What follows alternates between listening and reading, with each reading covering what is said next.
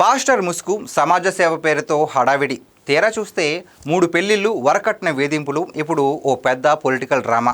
పాడేరు ఏజెన్సీలో తనపై దాడి జరిగిందంటూ రీసెంట్గా రచ్చ చేసిన పాస్టర్ అభినయ్ దర్శన్ వెనుక ఉన్న షాకింగ్ నిజాలు తవ్వుతున్న కొద్దీ బయటపడుతున్నాయి.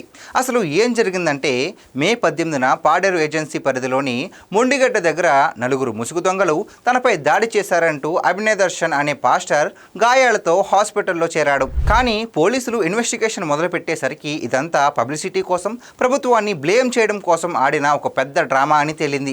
ఇక ఇతని గతాన్ని తవ్వితే మైండ్ బ్లాక్ అయ్యే నిజాలు బయటపడ్డాయి. యానిమేషన్ ఇంజనీరింగ్ చదివిన ఈ కడప వ్యక్తికి 2011లో మొదటి పెళ్లి అయింది. భార్య బ్యాంకు ఉద్యోగి కావడంతో సినిమాల్లో ఛాన్స్ వస్తుందంటూ ఆమె పేరు మీద భారీగా లోన్లు తీసుకుని విలాసాలకు ఖర్చు చేసి అప్పులు ఊబిలోకి నెట్టాడు.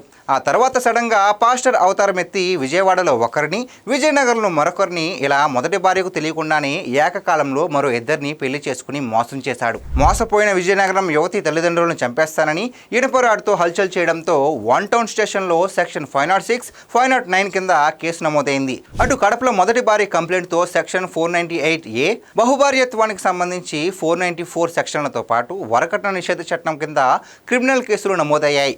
ప్రస్తుతం ఇవన్నీ కోర్టు పరిధిలో ఉన్నాయి. ఇప్పుడు ట్విస్ట్ ఏంటంటే, ఈయన చేంజ్ పీపుల్స్ ఫ్యూచర్ అనే పార్టీ పెడుతున్నానంటూ క్రైస్తవుల నుంచి తలా ₹10 చొప్పున విరాళాలు వసూలు చేస్తున్నాడు.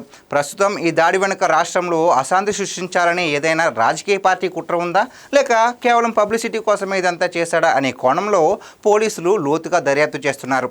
సేవ పేరుతో జరుగుతున్న ఇలాంటి కిలాడి బాగోతాలపై మీ అభిప్రాయం ఏంటో కామెంట్ చేయండి.